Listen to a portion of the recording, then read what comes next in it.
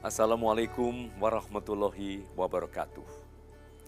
Para pemirsa, kita berjumpa dalam acara Pelita Hati. Kali ini bersama dengan saya, Seto Mulyadi, dan mengambil tema Semua Anak Pada Dasarnya Cerdas. Kadang-kadang kita mendengar keluhan dari seorang ibu atau ayah mengenai putra atau putrinya yang dikatakan tidak cerdas, bodoh, atau tidak secerdas adiknya atau kakaknya atau teman-temannya dan sebagainya. Kita lupa menyadari bahwa pada dasarnya semua anak cerdas. Sebelum kita lanjutkan perbincangan kita, marilah kita ikuti dulu tayangan berikut ini.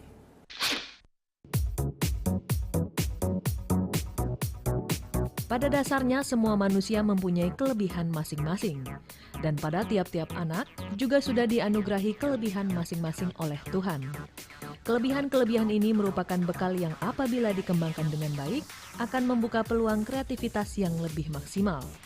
Kelebihan antara anak satu dengan anak yang lain tidak sama, bahkan cenderung berbeda.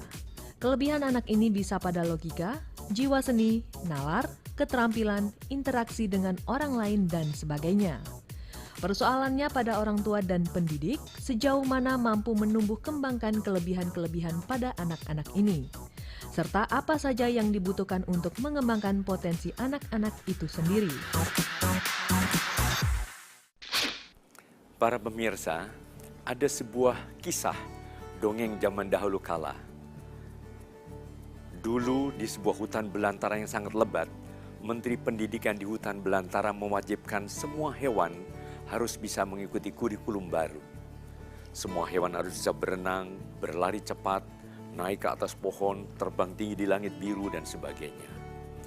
Akan halnya sang kuda dapat nilai 100 untuk mata pelajaran berlari cepat. Tapi pada saat dia harus mengikuti mata pelajaran terbang tinggi, dia naik ke atas bukit mencoba untuk melompat, toeng, jatuh dan gagal berantakan. Diomeli sama ibunya, dibilang bodoh, tidak cerdas, dan seterusnya dan seterusnya. Disuruh les terbang tinggi, disuruh bikin PR terbang tinggi sampai tengah malam. Akhirnya bukan hanya mampu untuk mengembangkan potensi terbang tinggi, akhirnya justru berlari cepat berkurang nilainya hanya menjadi 4 atau 5 saja. Karena apa? Karena potensi kecerdasan sang kuda adalah justru pada berlari cepat. Tentu berbeda dengan sang burung elang yang bisa terbang tinggi di langit biru, tetapi berlari cepat juga tidak mampu. Begitu juga dengan halnya sang kucing.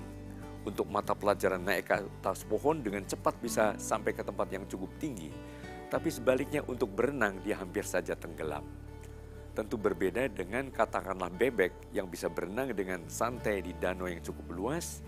Namun untuk naik ke atas pohon dia juga mengalami kesulitan. Jadi pada dasarnya masing-masing memiliki potensi yang saling berbeda, yang kalau ditekuni potensi itu akan berkembang menjadi sangat-sangat optimal. Mungkin juga ada kisah 5 orang putra-putra Indonesia, kebetulan nama depannya semua sama, Rudi. Yang pertama adalah Rudi Habibie, Rudi Hartono, Rudi Salam, Rudi Khairuddin, dan Rudi Hadisuwarno. Nah, kalau ditanya siapa yang paling cerdas dari kelima Rudi ini, tentu jawabannya adalah semuanya cerdas pada bidangnya masing-masing. Jadi tentu Bapak Profesor Dr. B.J. Habibie, Rudi Habibie ini cerdas di bidang matematika, fisika, dan sebagainya. Tapi Mas Rudi Hartono cerdas di dalam bidang memainkan smash-smash dahsyat sehingga memenangi berbagai pertandingan internasional. Mas Rudi Salam, aktingnya luar biasa, cerdas di bidang akting. Mas Rudi Khairuddin juga cerdas di bidang masak, Rudi Hadisuwarno juga cerdas di bidang mengunting rambut.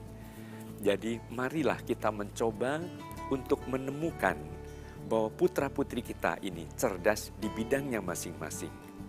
Kalau saja kecerdasan ini kita pupuk, kita kembangkan, kita apresiasi dan dihargai, maka semua anak akan memiliki konsep diri positif dan akan terus mengembangkan potensi-potensi tersebut secara lebih optimal.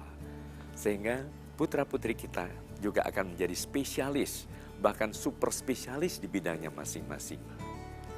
kadang-kadang kita memang melupakan bahwa sistem pendidikan harus menjadikan setiap anak justru tumbuh dan berkembang optimal di bidang kecerdasan masing-masing, yang kalau tadi dihargai, anak akan pede dan kemudian mengembangkan potensi itu dengan cemerlang. Ini juga bisa dijadikan suatu alat untuk bisa mengembangkan suatu potensi.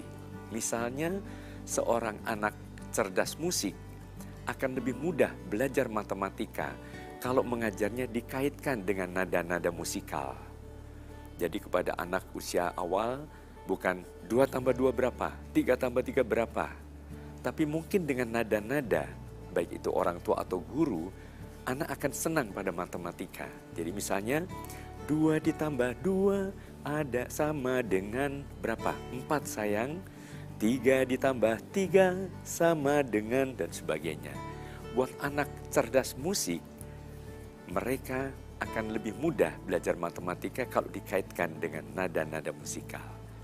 Buat seorang anak yang cerdas gambar misalnya, juga akan lebih mudah belajar matematika kalau dikaitkan dengan gambar-gambar. Misalnya ini ada 3 ekor bebek masuk ke sungai, lalu tambah lagi 3 lagi bebeknya, semua ada berapa sayang? Nah, anak-anak akan senang matematika dengan pendekatan sesuai dengan potensi masing-masing. Itulah mungkin yang perlu kita sadari, bahwa semua anak pada dasarnya cerdas, hanya bagaimana kita mendekati hati anak sesuai dengan potensi kecerdasan masing-masing. Sebelum kita lanjutkan lagi, kita ikuti dulu tayangan berikut ini. Coba bayangkan kalau Maradona atau Michael Jackson dipaksa matematikanya harus dapat 100. Mungkin tidak akan menghasilkan pemain bola yang cemerlang atau penyanyi yang hebat.